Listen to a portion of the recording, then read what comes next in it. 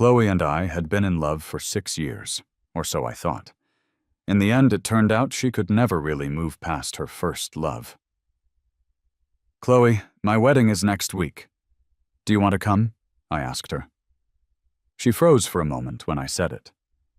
"Mark," she finally said, "our wedding next week seems way too rushed. Besides, I'm supposed to be on a business trip. How about we just wait until I get back?" I smiled and simply said, "Sure." What she didn't know was that I was, in fact, getting married next week, and the bride wasn't going to be her. 6 years ago, I was the shining star on campus. I wasn't just good-looking, I was also at the top of my class. On top of that, my family background was enviable. My parents ran a successful company, and my grandfather held an important position in the military. I was, without a doubt, a lucky kid born with a silver spoon in my mouth. Chloe, on the other hand, wasn't the kind of stunning beauty that catches your eye instantly when you first meet. She had this gentle charm that you just couldn't ignore. We first met in the book-filled library. That day, she was with her boyfriend, Ryan, picking up some books just as I was leaving. At that moment, we crossed paths by chance, and I accidentally bumped into her. "Oh, I'm really sorry," I apologized quickly, my voice a bit flustered. "It's okay, just be careful next time," she smiled back softly, with a tone that made your heart skip a beat. I hurried away, but faintly heard Ryan joke behind me. "Don't be too gentle, or they'll all fall for you." "I only love you," she replied, lovingly. In that moment, a wave of inexplicable envy filled me, as if I was caught up in their sweetness, and it sparked a desire for romance in me. But just a month later, Chloe showed up out of the blue and confessed to me. I was so shocked I dropped my pen, completely unable to believe what I had just heard. "What did you say?" I asked in disbelief. She repeated herself. "Mark, I want you to be my boyfriend." I just stood there, stunned, before finally blurting out, "Are you crazy?" and storming off. Since then, she waited outside my dorm every single day, carrying carefully prepared breakfasts for me. Despite me throwing them away repeatedly, she never gave up. My roommates teased me. "Mark, she's really into you, isn't she?" "What else could it be?" they pressed. "Bringing breakfast and gifts daily? Sounds like love to me." I just chuckled. "Don't you remember her real boyfriend is Ryan?" But my friends dropped a bombshell. Ryan had dropped out of school after Chloe caught him with another girl. My heart sank. So I'm just a rebound? Winter eventually came, and Chloe kept bringing those warm breakfasts each day. After months of her persistence, it would be a lie to say I wasn't touched. But I couldn't accept being a stand-in for someone else. That day, as she was about to leave, I finally mustered the courage to stop her. "Chloe," she paused, her eyes lighting, up with hope. "Mark, are you saying yes?" I looked her directly in the eyes and asked, "Chloe, I don't want to be anyone's stand-in. I'm just Mark." She tightly held my hand. "Mark, you're unique. It's you that I like. It has nothing to do with anyone else." In that moment, I decided to give her a chance, and to give myself a chance too. I told her if she could show me in the coming month, I would become her boyfriend. 2 months later, we officially became a couple, and I was seen by everyone as lucky in love. Yet deep down, I remained conservative, mainly due to my family background. Even though we were in love, when it came to marriage and intimacy, I always kept that boundary. But it seemed like it was all in my head, because she never tried to get close during those 6 years. She never even stayed in the same room as me. Over those years, I quietly walked behind her and watched her grow from a naive girl into a mature woman. Every late night, I would always ask her, "Chloe, when will we get married?" She would always vaguely reply with work-related reasons, saying everything would fall into place eventually. And so the days passed, year after year, as I patiently held on to dreams of our future together. 6 years came and went without a clear answer from her. Every evening, I found myself sitting alone by the window, watching the distant lights flicker, and I felt an indescribable emptiness. Today marks our 6-year anniversary. She once said she would always remember this date. I prepared a lavish dinner and a carefully chosen gift, waiting quietly for her to come home. But 7:00 p.m. passed, then 8:00 p.m., 9:00 p.m., and finally 10:00 p.m. For 4 whole hours, there wasn't a single call, not even one text. With my phone in hand, just as I was about to dial her number, a message popped up. "You followed her for 6 years. It's about time to let go." My heart raced as I replied, "Who are you?" "Mark, want to know who I am? Let me satisfy your curiosity." Then 5 photos appeared on my phone. I opened them one by one, and in that moment, my breathing stalled. In the photos, Chloe and Ryan were together, kissing and holding each other, even doing some intimate things. "How about now?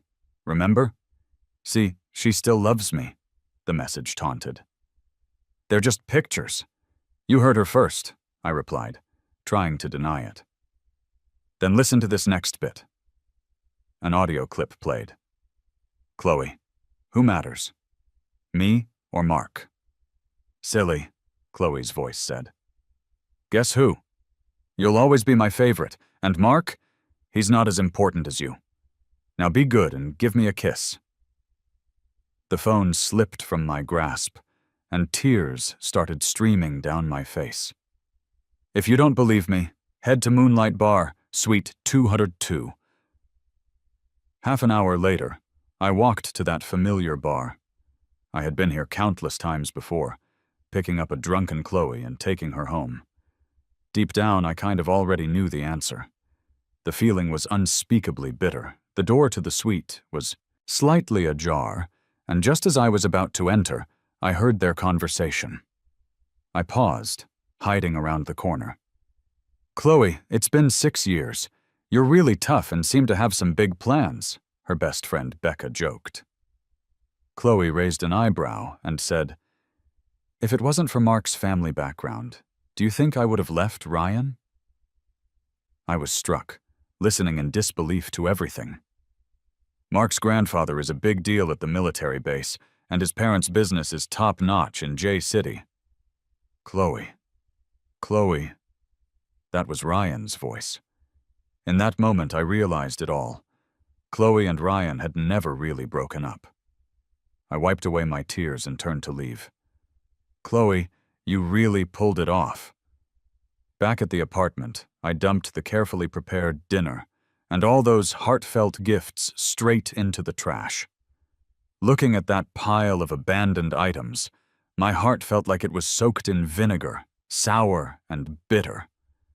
I had clearly given my heart to the wrong person.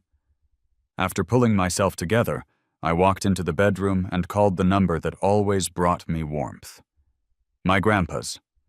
His voice came on quickly, as calm and reassuring as ever. "Who's this? Oh, it's my sweet grandson. What's up? Missing Grandpa today?" My eyes welled up. "Yeah, I miss you, and Mom and Dad." "What happened? Did someone upset you? Tell Grandpa who it is, and I'll go teach them a lesson." "Grandpa," I said, trying to change the subject.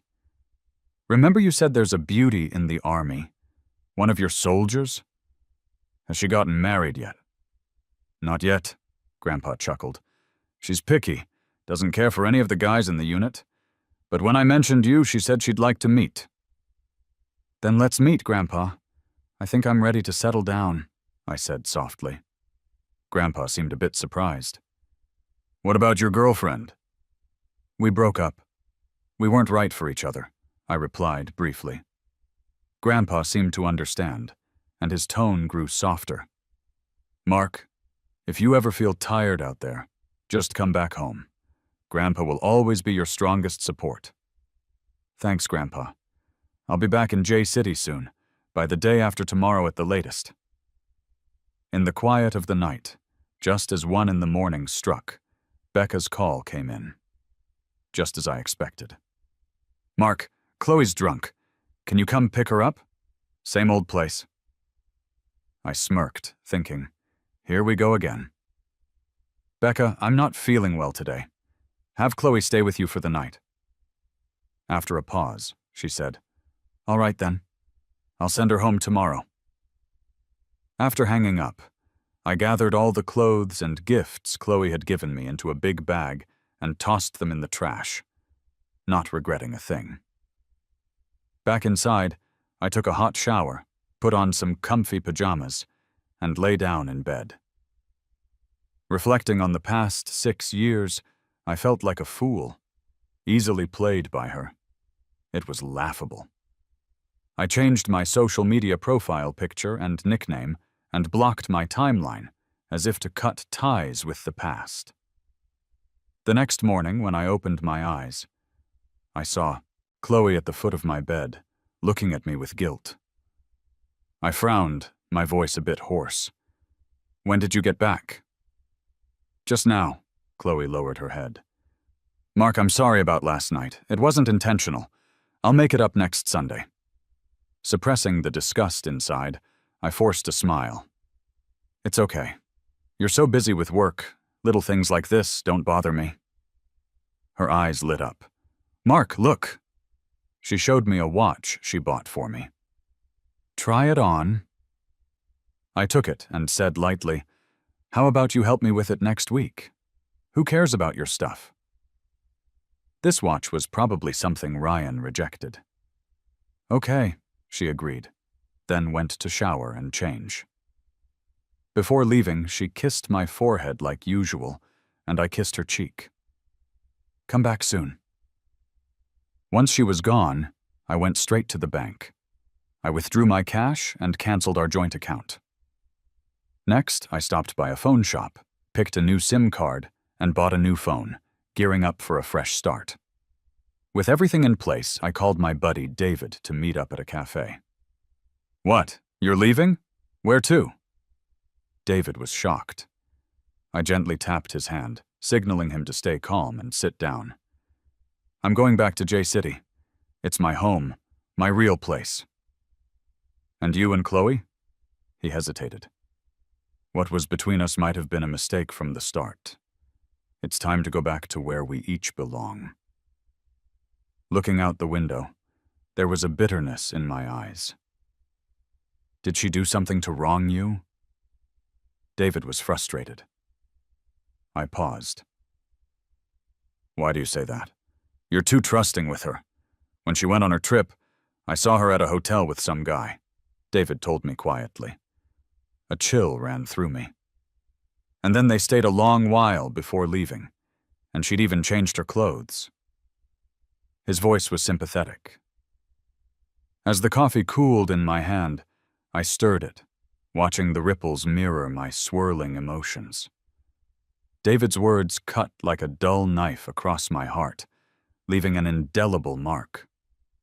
Trying to stay collected, I asked, Are you sure it was her? David nodded, worried. I only caught a glimpse, but I know her too well. No mistake. I lowered my head, remembering that Chloe's name, which once filled me with warmth, now just hurt. Taking a deep breath, I tried to bury the pain and quietly said, Thanks for telling me. Maybe it's fate. Some ties are never meant to last. Feeling less regret after seeing my buddy, I prepared for a life I'd always wanted. As for that old SIM card, I went straight to the store and canceled it without hesitation. I booked a flight to J City online. It was time to go home. In the afternoon, I started cleaning up the place. I packed up everything related to me from the bedroom, bathroom, and living room, and threw it all away. With my suitcase in tow, I stood at the door, taking one last look at the place I'd called home for 6 years. I felt no attachment at all. Turning decisively, I headed back to J City. Once on the plane, as I looked out at the clouds, a strange calm washed over me. Those 6 years are gone, but I'll walk my own path from now on. It's been a whole week since I got home. All week, I haven't given it a single thought. I've just lounged around at home, enjoying good food and sleeping soundly. I got a new phone, living a serene life with no interruptions. One day, as I lay in bed, lazily twisting my hair, Mom came in quietly and told me, "Mark, your grandpa says Sarah from the military has some time off and wants to meet you." I turned to her, a little annoyed. "Mom, are you that eager for me to get married?" Mom's expression turned serious. She looked right at me. "Mark, be honest. Did Chloe do something to upset you?" "Why do you ask that?" I asked, surprised. "I know you too well. You were dead set on being with her for 6 years, and suddenly you want to come home. How can I not get curious about that?" Mom sighed. I shook my head. "Mom, she and I just aren't meant to be. She's not my future, and there's really nothing more to say." "All right, I won't push you," she relented, "as long as you've thought it through. Now get up and get ready. You're meeting her this afternoon." "Okay," I nodded. At 3 in the afternoon, Grandpa, Dad, and Mom were all at home, waiting for this woman who was supposedly going to meet me. I was curious about what kind of person would choose such a traditional way to meet. At exactly 3 p.m., she showed up at the door, and I was at a loss for words. She had a straight posture and projected an indescribable air of confidence and grace, even dressed neatly in her military uniform. She greeted Grandpa, her epaulettes glistening in the sun. She looked impressive, walking in with steady steps. Every move she made was strong, radiating the pride and dignity of a soldier. She greeted Grandpa first. "Grandpa, how have you been?" Grandpa laughed heartily. "I've been doing great. It's been a while since you came to visit, hasn't it? Let me introduce you." He grabbed my hand, introducing her. "This is Mark, my grandson. Mark, this is Sarah, the youngest major." Sarah. The name sounded familiar, but I couldn't place it. "Mark?" she spoke softly, and her voice was so pleasing. I looked up at her eyes, and in that moment, all the women I'd known paled in comparison. "Sarah, don't scare Mark. Why are you always so reckless?" came a gentle voice from behind her. I turned to see a woman around my mom's age, but she seemed kinder. My mom joyfully introduced me. "See, this is our Mark. Doesn't he look just like you did back then, with those great genes you passed on?" "Of course," my mom replied proudly. "Mark, this is Sarah's mom." "Hi, nice to meet you," I greeted softly. She smiled, handing me a gift box. "This is my gift to you." Just as I was about to refuse, that deep voice spoke again. "Take it. My mom likes you." As night fell, after dinner, Sarah and I took a walk in the quiet garden. "Why did you decide to let go?" Sarah's question was like a gentle breeze softly stirring my heart. I was taken aback. "Let go of what? Why did you go along with your grandpa's plan? Is it because she let you down?" Her eyes held an emotion I couldn't quite understand. "Did Grandpa tell you I had a girlfriend?" I asked, confused. "Have you really moved on?" Sarah's voice was low. 6 years. If I said I had, I wouldn't even believe myself. But I am moving forward, I sighed softly. 6 years had revealed many truths to me. Sarah gazed at me, suddenly asking, "Do you really not remember me?"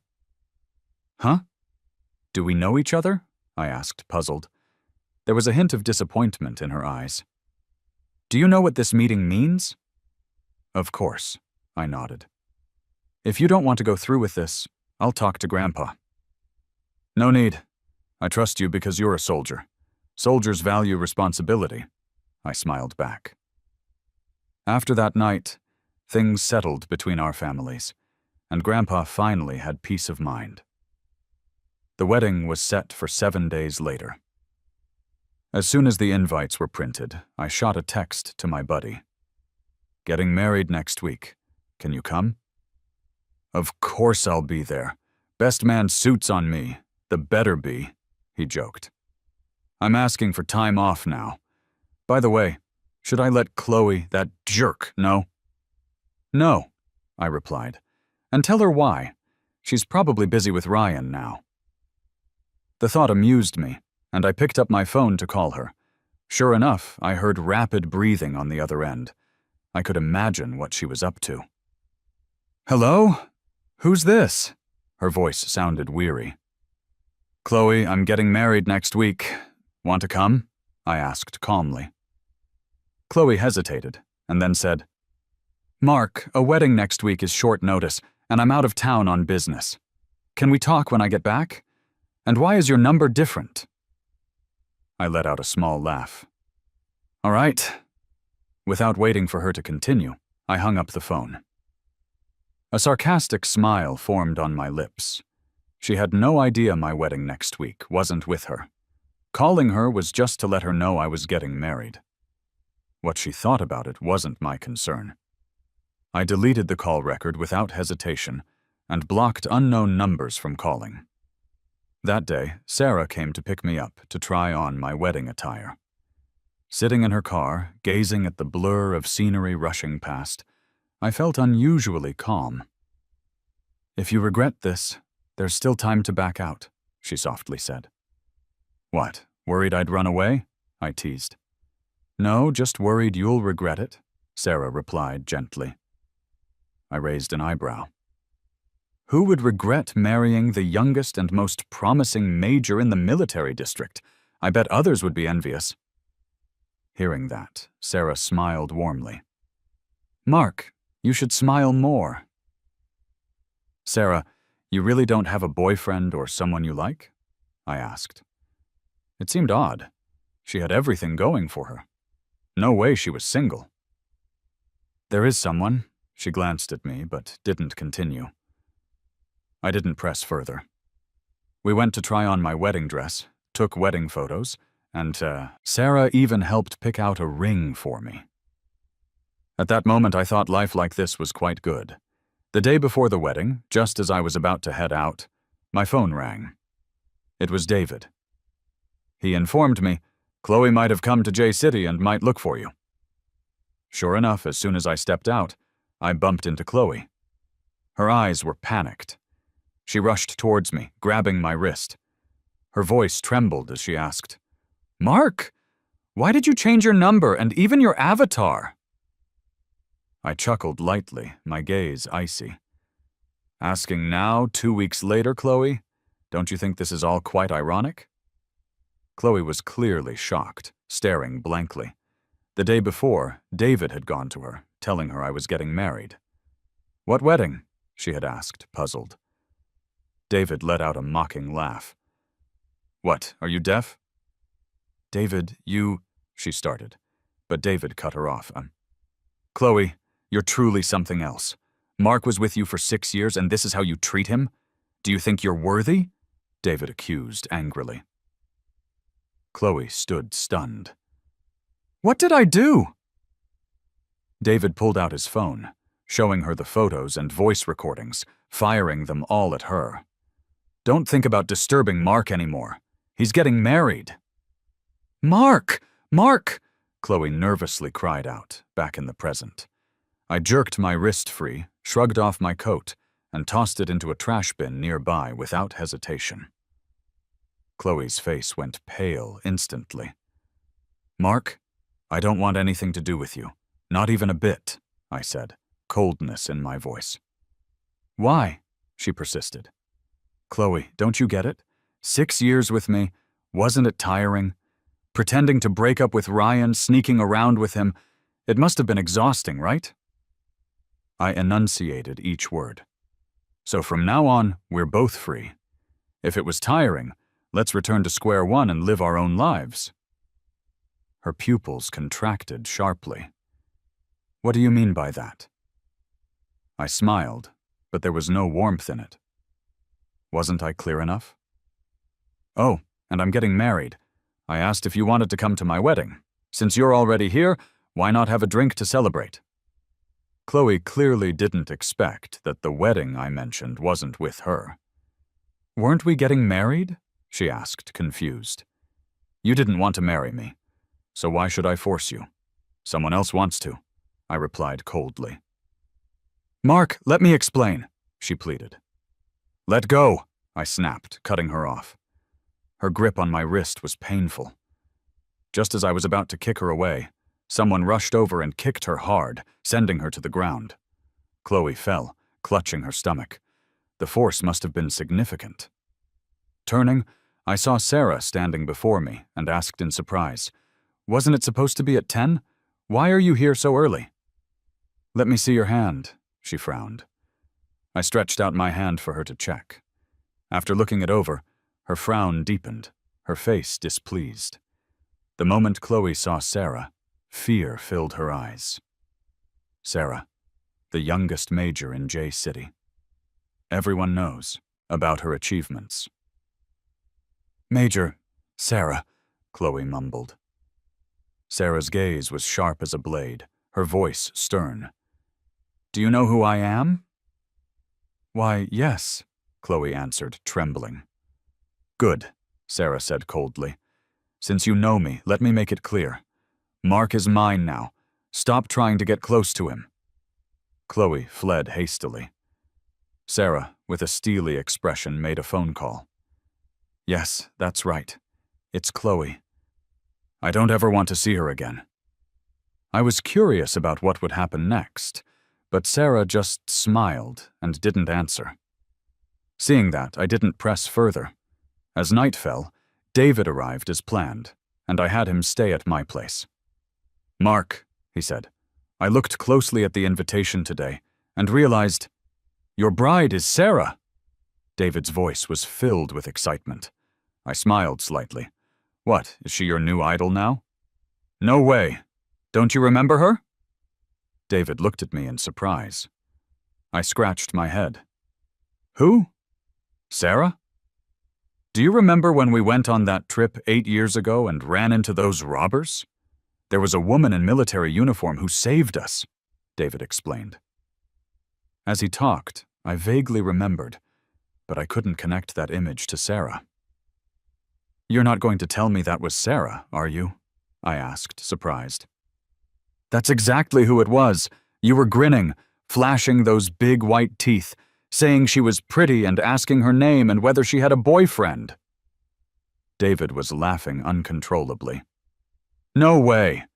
Are you sure it was me who asked and not you? I was half skeptical. David rolled his eyes at me. I'm sure it was you who asked. I widened my eyes, just marveling at how amazing fate can be. After David fell asleep, I went back to my room and called Sarah. What's up? Can't sleep? Are you nervous? She asked softly over the phone, her voice comforting me instantly. I cleared my throat and asked, Sarah, did we know each other before? There was silence on the other end for a moment, and then she gently asked, What do you think? I think we probably knew each other, at least from 8 years ago. Sarah, have you been plotting against me since then? I joked. She was stunned for a moment, then laughed. Yeah, I've been plotting against you for a long time. But what about my past? I wasn't there for the last 6 years, she said, but for the many more years to come, I'll be there with you. Did you agree to the family's arrangement because of me? I asked cautiously. Because of you, she responded without hesitation. The next day, the wedding went off as planned. I arranged a makeup artist and hairstylist for Sarah, and they carefully crafted her look. In the mirror, she looked like she'd been sculpted by an artist. Her cheeks had a faint blush, like clouds in the morning glow. Her lashes gently fluttered, like butterflies about to take flight. I wore the black tuxedo she had tailored for me, fitting perfectly. Grandpa, full of contentment, said, "Sarah, you and Mark take good care of each other. That's what matters most." "Grandpa," my voice caught a bit. "Today is your big day, so be happy. And don't cry," Grandpa consoled. "Yeah, I know," I nodded. The wedding took place at the military compound, a decision made after Sarah sought my opinion. She said the compound was full of people who had watched her grow up. Many of them were her comrades, her brothers. She wanted them to witness our happiness. The compound was bustling with enthusiastic guests. "Our major is finally getting married." Seeing these warm-hearted and sincere soldiers, a smile gradually spread across my face. The wedding officiant was a highly esteemed senior officer. Deeply moved, he said, "Being here to witness this happy moment for these two kids is a great honor. I wish you happiness and a large family." "Congratulations," the guests echoed. "Wishing you a long and prosperous life together." Cheers resonated through the crowd. "Major, kiss her! Kiss her!" the guests jeered, chanting in unison. I looked down at Sarah, my eyes full of tenderness, seeking her permission. She bashfully looked down, her cheeks slightly flushing, and nodded softly. I leaned down and tenderly kissed her lips. At that moment, I felt a shiver, like touching electricity. The warmth of her lips made my heart race. She whispered in my ear, "Mark, thank you for being by my side." I whispered back, "Sarah, thank you too, for helping me find where I belong and peace in my heart."